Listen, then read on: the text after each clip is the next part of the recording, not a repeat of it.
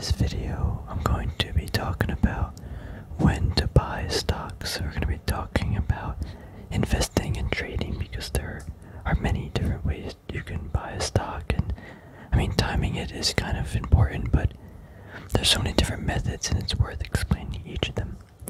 I do, however, want to quickly just say thank you, though, to everybody who watched this video. This is going to be the updated version of this because in this video the audio isn't like that amazing. It's not bad, but since that video I got some crispy new mics, so hopefully it sounds much better. But I'm going to try to do similar, or talk about the same topic as this, but like a little bit of a twist, because that's been 10 months since that video, so I've learned some other things in that time. But yeah, thank you so much for the 11,000 viewers for that video. I didn't think it'd ever get that many, but this channel's been, serving me a lot of surprises lately. So anyway, let's get back to the video. So when to buy a stock, let's first discuss the trading aspects of it, because I already have the trading thing open. Then I kind of want to go to that Excel spreadsheet I've been referencing in a lot of videos, because that's been proving me good to finding valuable investments. So I mean, I'm definitely am not going to list every single way to buy a stock, but I am going to list the ones that I'm currently doing to enter positions. One of the trades I recently did, or I'm in this right now, is ticker PAA. So this is an oil company, and what I decided to do is I look at this big time frame, right? These are weekly candles. I see this, so I connect the trend line to these, and now I have this line of a formation of a trend line. And what I'm saying is, well, the stock fell to a low, it bounced here, and it made this slope, whatever angle this slope is.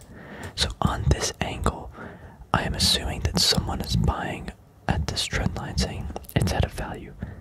So what I did is, I want to buy at this trend line, because I see other people are also buying. You see those wicks too, forming at those trend lines. Again, we talk about trading. This is mostly for swing trading. So I decided to enter this position because of this formation that was appearing on the chart, and I'm able to get in at this low risk, or this good risk reward, because if I buy at this trend line and it breaks the trend line, I just could get out, right? Maybe like for a 5-6% loss. But what I'm saying is, if this goes up, I might have like a 30% gain here, so the risk reward maybe it'd be 30 to 5, so a 6 to 1 risk reward.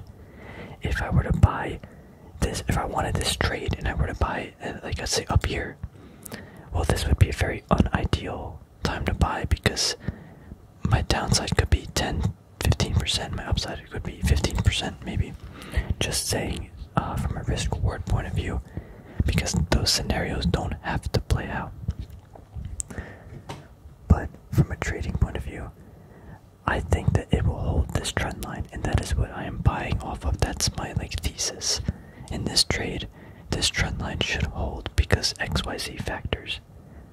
If it doesn't and it breaks and it holds below, I could get out and minimize my risk. If it goes up, awesome. I want it to go up because I think this pattern will play out and it will go up. That's one way I've been, I buy stocks, is when they approach trend lines or support and support levels. We can go to ticker Intel. I'm eyeing up Intel right now. These are also weekly candles. I can see, if we'll go to a big time frame, let's go to months. These are monthly candles. We have so much data.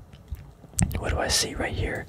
I see all these candles forming a base at about $43-$44. So let's zoom in a little bit to weekly candles. I can see all this activity at $44 just about, where people are buying, and this is clearly buying because you see these wicks buying it up. It never fell below, and if it did, it got bought back up the next day over a 5-year period. From a trading point of view, even investing at this point, because this time frame is so large, there's money moving in and interest, or people buying that are interested at the this company at this price level at $44. Now, this to me is not only price significant, but I think has a great way that a lot of opportunity could be made. Now, if it did approach this, I would be heavily convicted to buy it for me, for my portfolio, and for my trading ideas, because I see years of support being performed around here. Can this break down and fall? Of course it can, but I'm willing to bet money that it will hold above, and I would, again, be willing to do that even during Corona. This is Corona. It hit there, that price bounced right back up. Someone is heavily buying here. Maybe the company is, but this company, Intel, is actually buying back shares. I would not be surprised if they're a heavy buyer at that price level. But yeah, so this is a clear support level. We can look at another one. I actually just exited this position maybe a few months, like a month or two ago, but EMX, like a small penny stock. We can see about $2. Alright, these are weekly candles again. $2, 50, 30, 50 cents, 60 cents. A lot of support area. Go to like a bigger time frame. Let's go to monthly candles.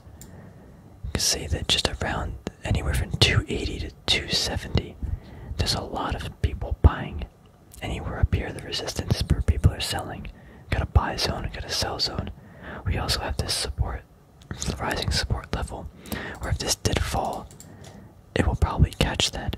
Maybe it will catch it and bounce below, but regardless, people will be buying there because we can clearly see that this trend line is pretty accurate. AMD, I think, is a better example of this. AMD trades really nicely.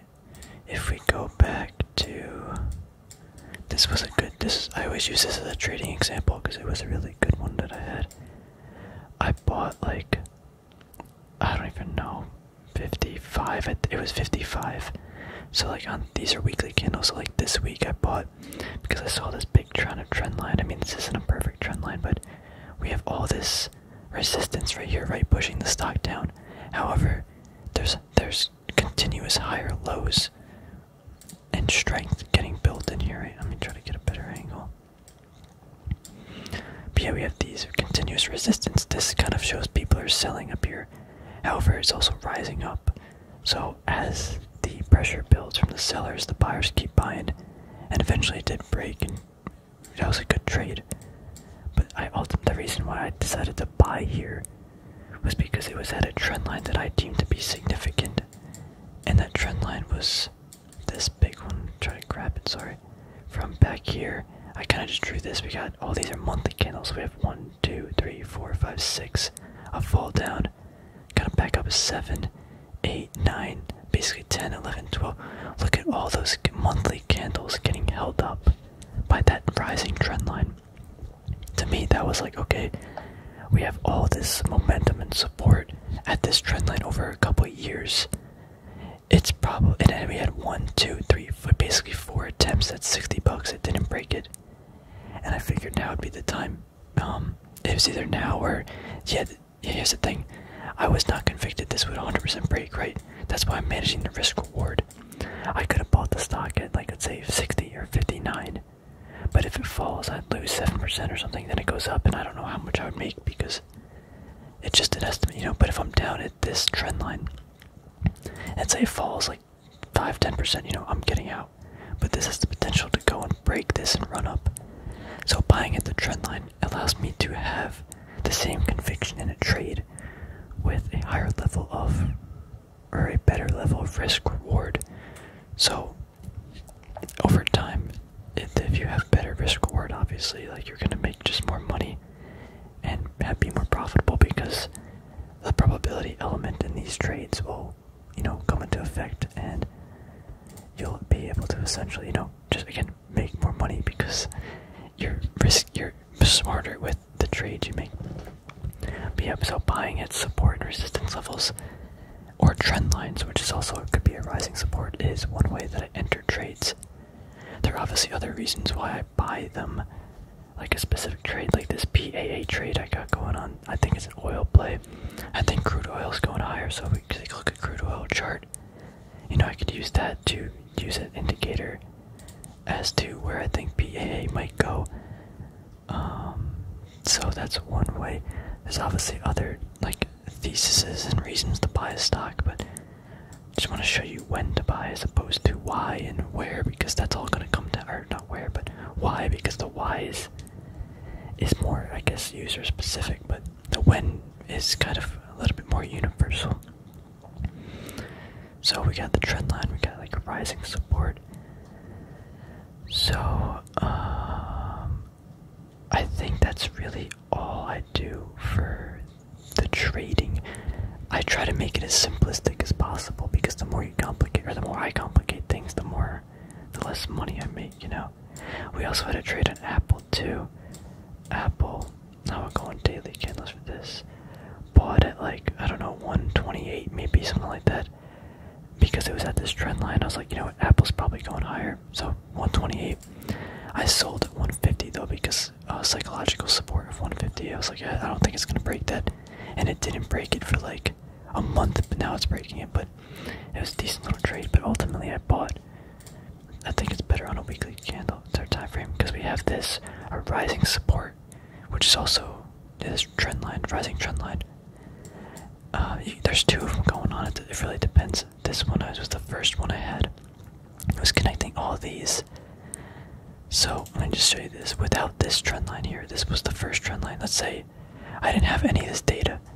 So we had up support, we had not a break support, then we had a fall. This candle was very bearish. But then we had this candle was also a little bearish, but then we had this one kind of bullish, super bullish. Then it came back and kind of held. And it did some weird stuff, but then because of this candle, this trend line was really supportive. But then, hold on, like the candles that form around the trend lines are pretty important too. But that's kind of a topic for a different video, because that could get really detailed. But ultimately, I said within these two trend lines, a trade is made on Apple going higher. So I ended up just picking it in between there and just held on and be patient. So I think that's all I wanted to talk about here.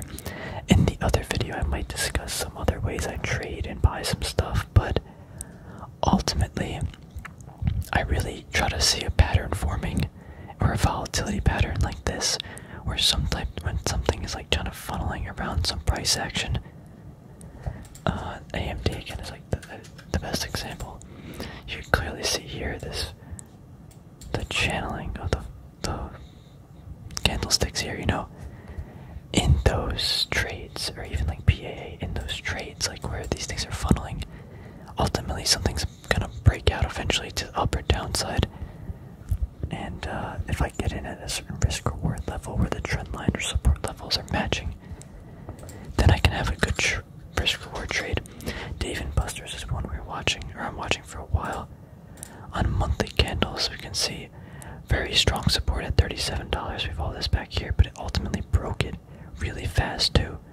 However, getting back to this $30, if it does get here, look at all that, or not all that, but like I don't think it would really break that too far, just because look at the price action.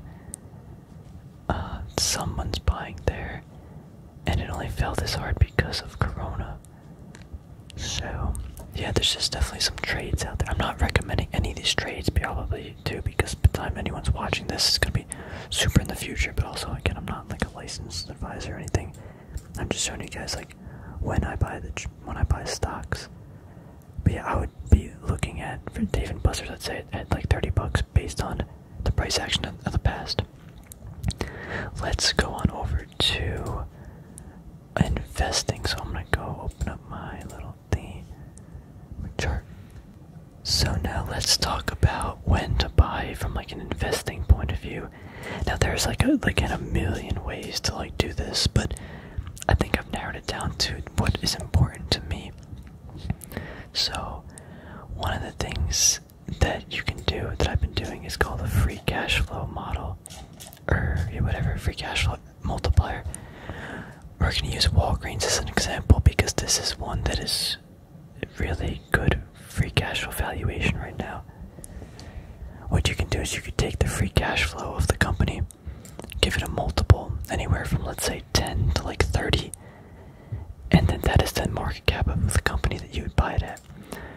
example, if we took the average of Walgreens' free cash flow last 4 years, multiplied it by, I think, what did I do? I didn't do any number. We can do 10. I mean, we're gonna know it's 52, whatever, but let's say we multiply it by 10, we're gonna get 52 billion. This is our new market cap for the company based on the free cash flow. The reason why this is so important is because ultimately all the cash flow generated by a company, or the free cash flow, or the net income and free cash flow are kind of similar, just this is harder to manipulate. Net income's a little bit easier to manipulate. So ultimately, all the free cash flow generated is going to come back to you as an investor from this company. I think the saying is, a company's worth is eventually all of its future free cash flow. Because that is, again, so the example I like to use is, let's say you want to buy a house, right? Or a rental house. I think this is a better way to look at it. And let's say you buy the rental house for $100,000. Over a certain period of time, you're going to anticipate that you're going to get rental income more than $100,000. So you can pay back, let's say, the mortgage, or just, again, get your money's worth out of it.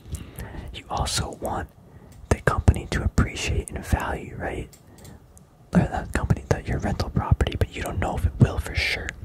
Like, I don't know if Walgreens is gonna like go up in value a lot or in the future, but I do know that if I buy it when this free cash flow is, generating a lot of money and they're paying a dividend, they're gonna be able to support it. Same thing with like a rental property. Let's say every year your tenant was paying you $10,000 in rental income, right? It would take you 10 years to generate your money's back in return of the property. That doesn't seem that bad, right? Same thing with like a company. If I'm buying a company in 10 years, let's say, or a 10 multiple, it kind of depends how you look at it. I'm gonna kind of want, or in a certain amount of time, I'm gonna want my money to be, flown back to me as the investor. That's kind of one way I like to look at it. It's not a perfect example, but it is one way to sort of look at it.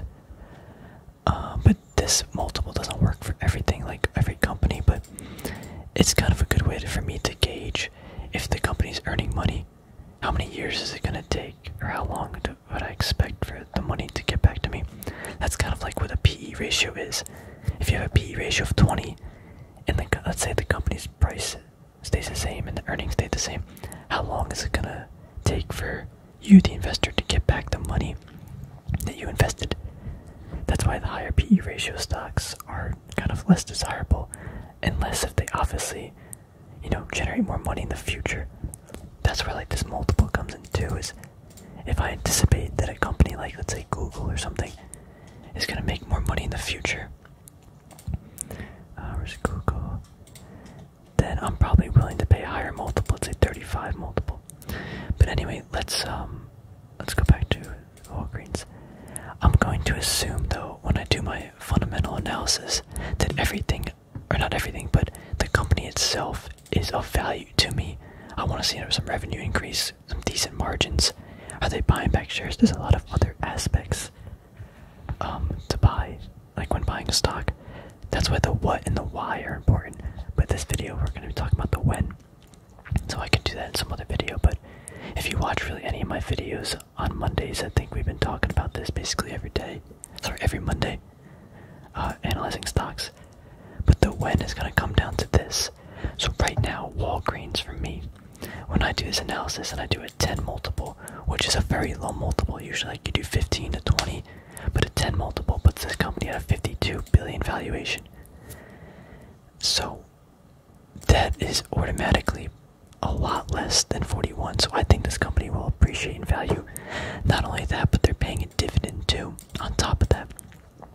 So if this company's below this valuation of what I deem to be good, and I'm projecting that they're staying on track with the amount of free cash flow they're generating, and so far, the last 2 quarters, they're doing 2,500 in free cash flow. That's going to be about 5,000 for the 5 billion for the year. They are on track for this number. So I feel comfortable paying this.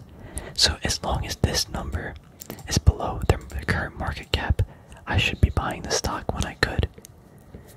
Now you can obviously incorporate some technicals into it, but this is more of an investment play. I'm not too concerned with the short, intermediate, or intraday swings of this stock because I know the valuation of the company is there over a long period of time.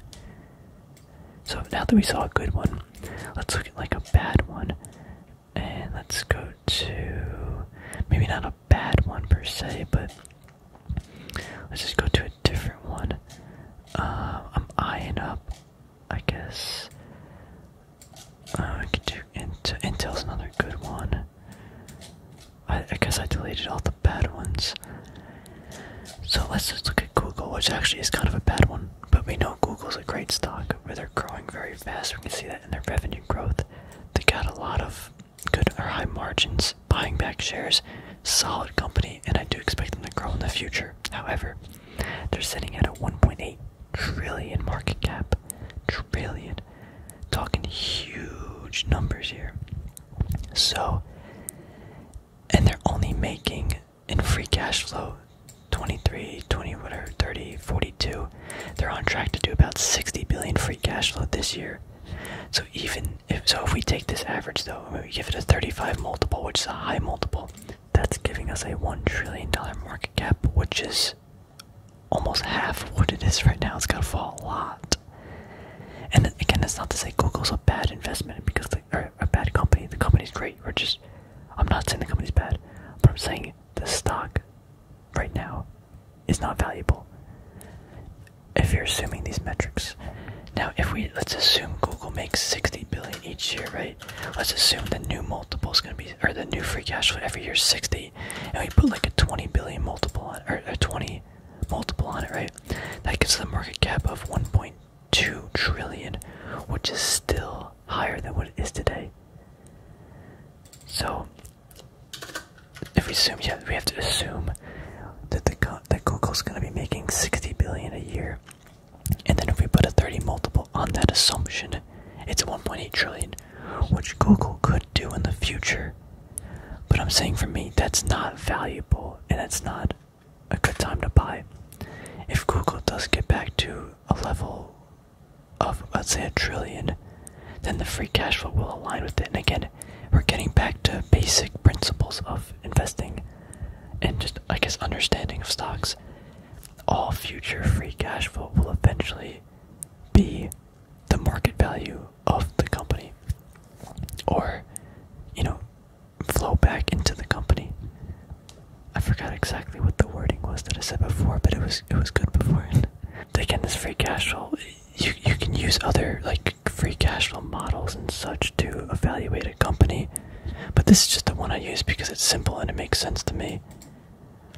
But yeah, so like Google is kind of a little overvalued, so now not necessarily be the time to buy. But again, now they're talking about two quick things. If you want to buy a company, like one example is Lockheed or Northrop Grumman. I wanted to buy Lockheed and Northrop Grumman. They weren't at a value, but I'm like, I kind of want to buy it anyway, so I just bought a couple. I mean, I'm down a little bit, but I just wanted to buy some because I wanted a piece of the company and I thought they were good. And if they went higher, cool. If they went lower, I might buy more. Now that it's going lower, I'm probably going to buy more. All this stuff is all fancy and everything, but you gotta buy some stuff or be in the market, So dollar cost averaging is basically the best thing you could ever do. Every month, you just buy some stock of some company that you want, even like Google. I don't know what Google's valuation is. I can estimate, I can do all these things. But if I buy some Google every month for the next, let's say 5-10 years, that's gonna be a way for me to capture a good portion of Google's actual price. And I don't need to, be too concerned with all these things. Or these other numbers. I obviously shouldn't be aware of what Google, fundamentals look like, what the company is. Don't be too ignorant about the company. But at the same time, I don't think overanalyzing things is also healthy either.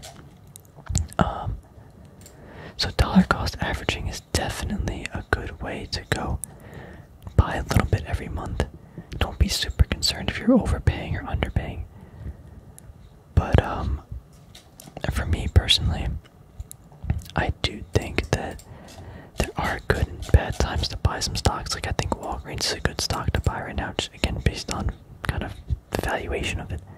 I do like to do a little bit more research into some stocks and try to pick ones that are undervalued compared to the market. But I could be wrong on this. I could be wrong on the price. My entries could be off. But if I keep buying some Walgreens every month or so, I would probably capture a good piece of the company. Same thing with places like Disney. I don't know if Disney's valuation at all. All these numbers are off. But I know Disney's going to be a wonderful company in the future. They got their Disney Plus platform. The park should be opening more soon. So I want to capture a piece of Disney. So every month I'm just buying a little bit of Disney. I don't know the valuation. I'm not going to try to time it, but I do have some idea of it. And it's definitely not a lot. I think their free cash flow is not good in comparison to their market cap. But that's just part of the gig, you know? Like, their free cash flow is about the same as what do you call it? Walgreens. But does that make Walgreens a better business than Disney? Not really. Different sectors, different growth potential. So BSR dollar cost averaging. Just buy a little bit of companies that you deem to be important, you know, over time. But to make sure you do some research too. Don't just, you know, say, oh, just throw money at some company because you heard someone talk about it or you think it's got potential. Do a little bit of research. Why does it have potential? But yeah, again, there's a lot of ways to invest and buy stuff. But I mean, dollar cost averaging, buying ETFs too could be literally one of the best ways to investing. But again, I find it kind of boring, and I'd rather do a little more research because it's fun for me. It's like a little bit of a hobby. But yeah, just to recap, so we got trading. You buy at support and resistance levels, or trend lines that are important based on there's some price or pattern activity happening. That's the main way I've been trading. You can get more complicated, use all these like indicators and stuff, but I've found that if it's just for me, buying at support and resistance levels, or sorry, not resistance, buying at support levels around some pattern forming seems to be a great risk reward opportunity for me. It doesn't work all the time, but it works for a swing trade sometimes. For investing, I've been looking at these free cash, or looking at some metrics. If I deem all these the company to be good, I look at the free cash flow. I try to put a valuation based on the free cash flow and the potential growth of that free cash flow compared to the market cap. If the free cash flow average is above, or the free cash flow multiple is above the market cap, it's a good valuation for the company. Anything below that, I would be buying. If it's above, I might do a little bit more research. I might be a little bit more lenient on the free cash flow. Or I might say this is just too expensive for me. I'll wait for a little bit if it falls. And if it increases in price, oh well, I might have lost some potential money, but it's not the end of the world. There's always time to make and lose money in the market. So those are basically the main ways I've been timing when to buy a company.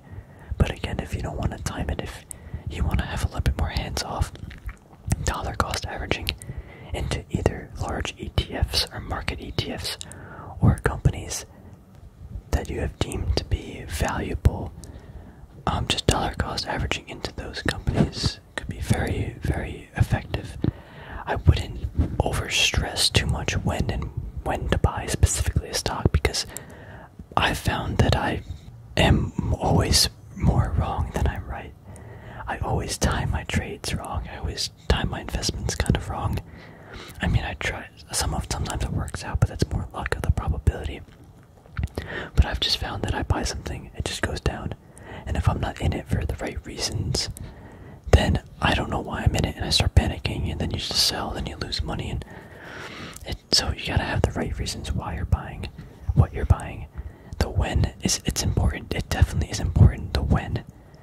But it's not as important if you're investing. If you're trading, the when is super important. That's why trading is much harder to do, because you have that extra time element where you have to kind of almost predict and have a shorter time frame where the stock is going. When you dollar cost average or when you value invest, it's not necessarily like that because I just say, oh, this company is valuable, I'm gonna buy it. I'm gonna buy it over a long period of time until it becomes either unvaluable anymore, the company's not that good, or it becomes a little overvalued, and maybe I sell some. That's gonna be based on how much they're earning and just the overall prospects and future growth of that company. Yeah, hopefully you found this a little informative. It's definitely a little bit different in regard to the last video I made about this, but I think this video is gonna be this video had more simplistic things to it, and it's been working for me a little bit more effectively. At least just the last couple months, but yeah, thank you all for watching this video. Hopefully you enjoyed. Let me know if you have any questions below or want me to discuss something in further detail.